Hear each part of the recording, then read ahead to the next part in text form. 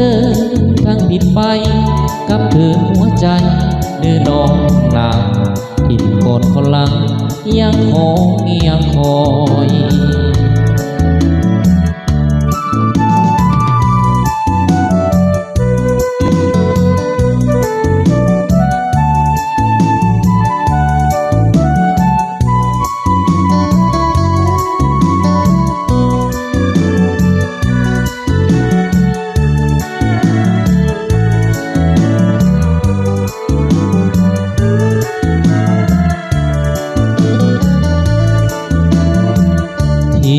ก่อนคนเก่าที่เจ้าเคยนอนหรือเป็นอนุสรณ์แห่งความหวังเตือนใจหินสาดหมดห้างที่นางมูลหอมกินเนื้ออุ่นยังจำได้เคยลูกไล่นวลนาน้องเอ๋ยน้องนางไอเคียงข้างอยู่กับเธอยอดสูงข้างอยู่โดดเดี่ยวอ้างว้างแม้เจ้าลงเดินทางผิดไปกับเธอหัวใจเดินออกนางเห็นก่อนคนหลังยังคอย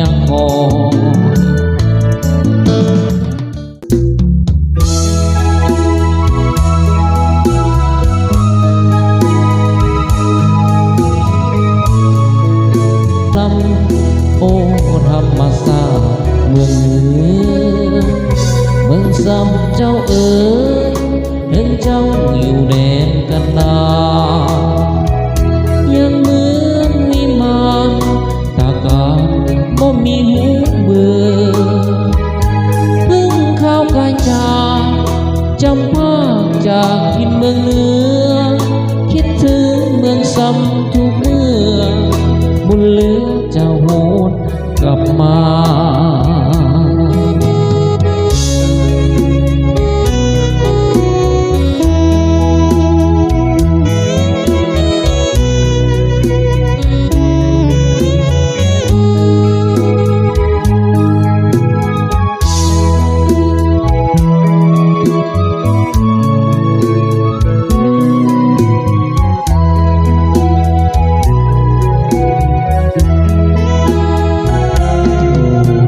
สมบูรณ์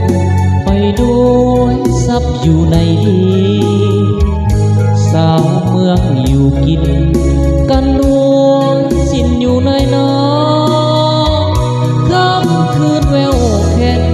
แอวแฟนน้องสาวเมืองซ้ำทบทวนแล้วอีกสุขล้ำโอ้ธรรมศาสตร์เมืองเหนือเมืองซ้ำเจ้าเอ๋ยถึงเจ้าอยู่แดนกันดายังเหมือนวิมานตรากาบ่มีหูเบื่อถึงข้าวไก่จากจำภาคจากทินเมืองเหนือคิดถึงเมืองซ้ำทุกเมื่อบุญเหลือเจ้าโหดกลับมา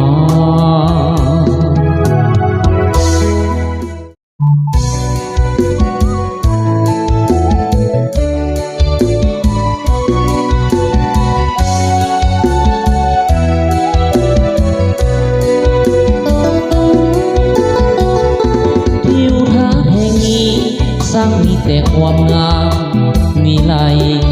สมแล้วเป็นนางจับใจงามเหลือสิ่งใดในเล่างามธรรมศาสตร์งามภูผาป่าดงกดเขาทินใดจะมางามเท่าสมเป็นเงาในยามมีบังเสียงนกห้องกุ้งยามเศร้าตูนาอ่อนสอนฟังแล้วเป็นนางสะอ่อนเสียงนกมันวอนห้องดังยามสายลมแหวกเสียงไม้แปดคือกองดังนางพาเรื่องดินน้องตังหมู่นกยางจอบดินกินป่าเมืองซุยห้อย ภัยก็ยังต้องการเห็นแล้วอยากไปพบปะอยากจะเห็นไว้เป็นควันตามีห้อยสันหลังปักดวงใจเมื่อได้จากลาน้องตั้งคำเข้าหรือสาอาบยินกายายามแลนั่งจอมผู้โซเลี้ยวโง่ขึ้นตามกลับมาเมืองสุยเสนงามสง่าดังเทพเทวาปั้นแต่งหนุ่มสาวเดินเล่นทำตะเวนไกลจะรับแสงเนื้อฟ้าใต้ฟ้ายามแหลงทุกคนทุกแห่งเมืองสุยนี่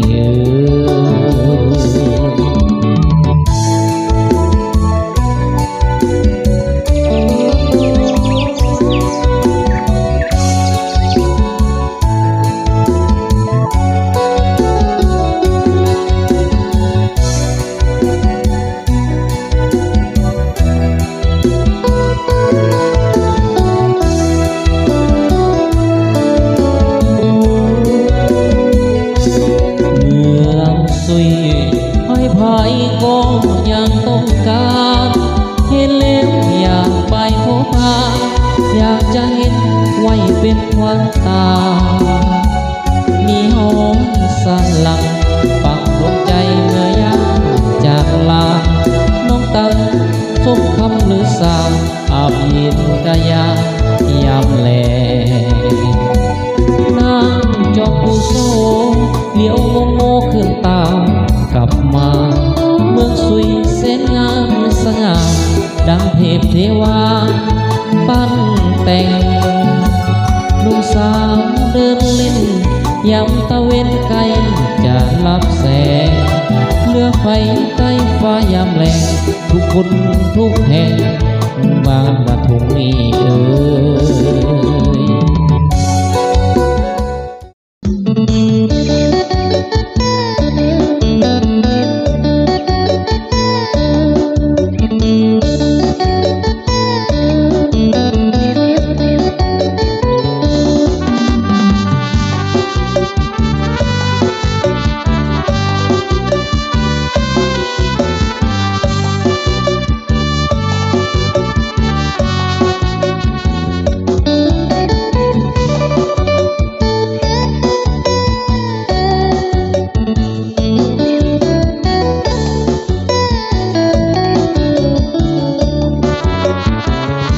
ฟ้าเลือแต่งให้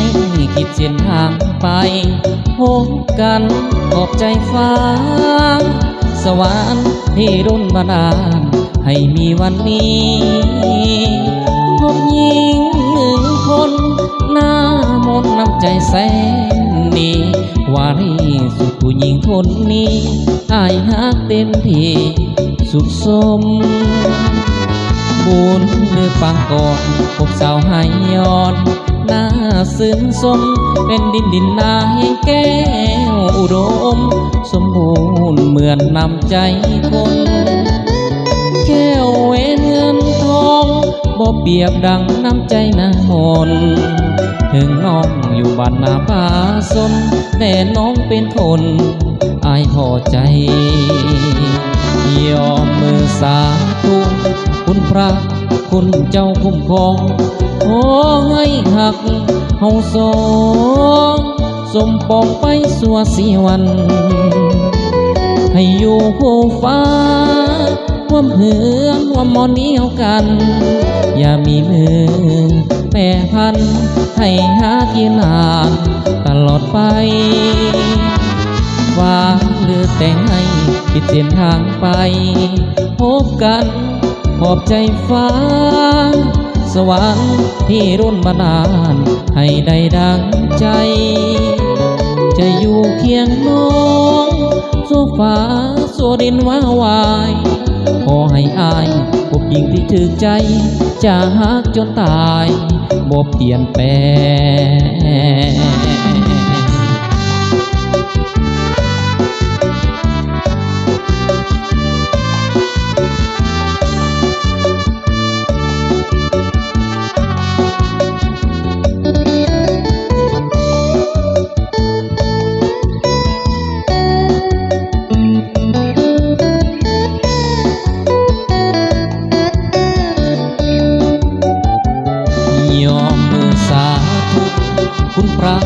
คุณเจ้าคุ้มครองขอให้หักเฮาสองสมปองไปสัวสีวันให้อยู่คู่ฟ้าร่วมเหือนร่วมมอนนิ้วกันอย่ามีมือแปรพันให้หากีฬาตลอดไปฟ้าเลือกแต่งให้ติดเส้นทางไปพบกันขอบใจฟ้าสวรรค์ให้รุ่นมานานให้ได้ดังใจจะอยู่เพียงน้องสัวฟ้าสัวดินมาวายขอให้อายพบหญิงที่ถึกใจจะหักจนตายบ่เปลี่ยนแปลง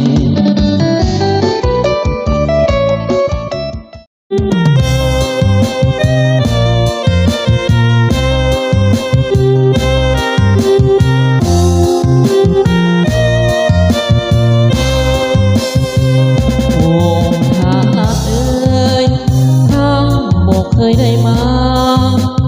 เพียงครั้งเดียวนี่นะที่ได้มาเห็นเจ้าแต่ก่อนเขาเลยว่าทาลาดมีแต่ฟังเขาเดี๋ยวนี้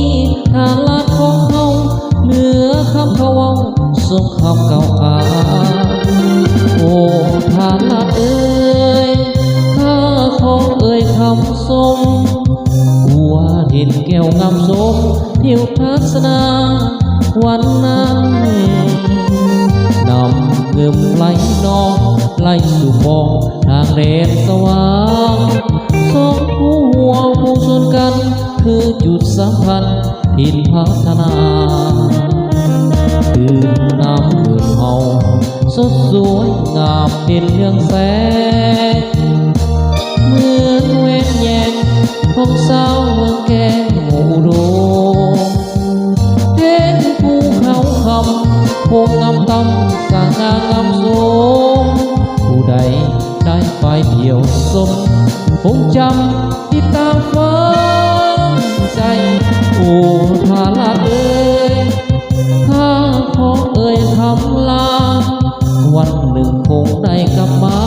เขตพัฒนาจุดไหนหน้าที่สำคัญอยู่เวียงจันทน์นั้นยังมากมาย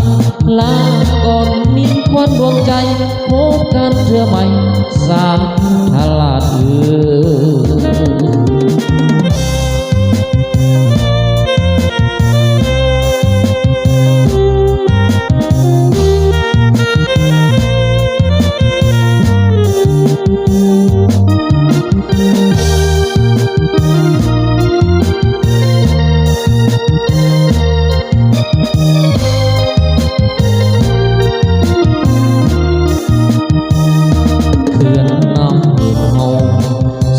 สวยงามเด่นเรืองแส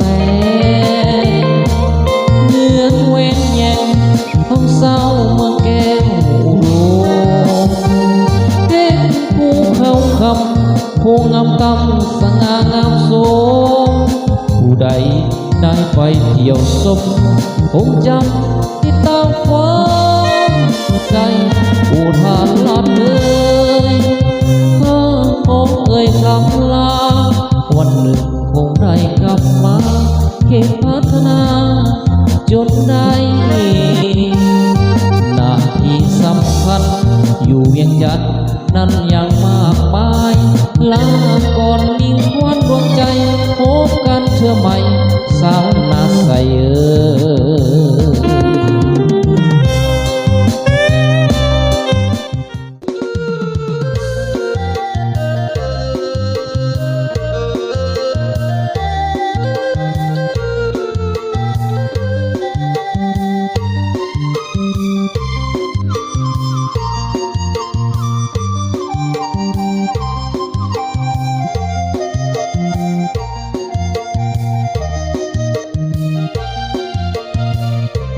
วังเวียงแห่งนี้เหมือนมีอำนาจมัดจิตใจฟังผู้พันล้อมบังวังเวียงแสนงามผ้าแดงผ้าตั้งงามตาเข้าสู่เสียดฟ้า าสีขาวเบิ่งแล้วทุกอย่างก็เสเพลิดใจแถมนำลำสองเฮาเพียงคู่ได้อยู่คู่กันกอดน้องโบนานคงได้จากลาน้องไว้สู่แนวลบสยบศัตรูแดนไกลให้สมเป็นสายสาดเสือคนลาวบ่โดนปานใดอายจะกลับคืนมาแล้วบ่แม่นนิ่งหน้าจะกลับมาเคียงคู่น้องสาวอายจะกลับมาถ้าน้องบ่ลื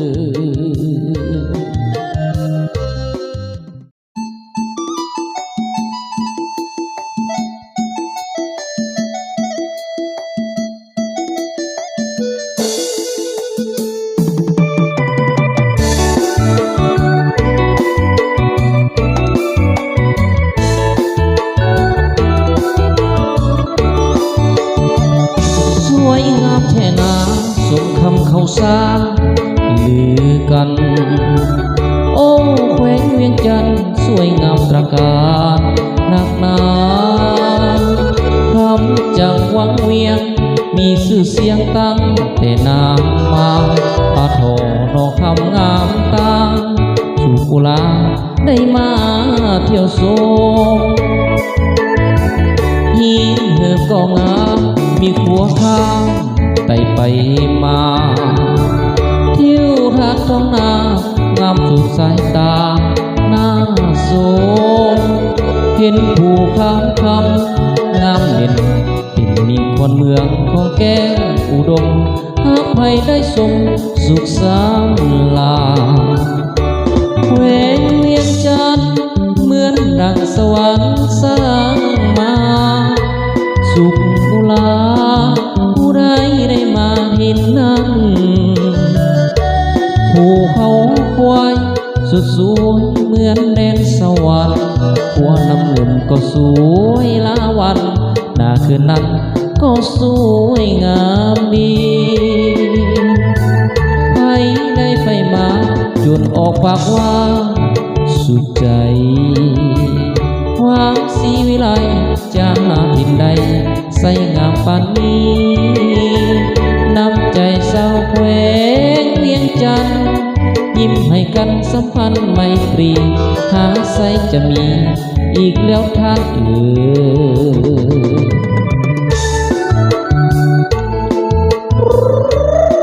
เอาเกี่ยวกันไปเกี่ยวงามๆมาดิ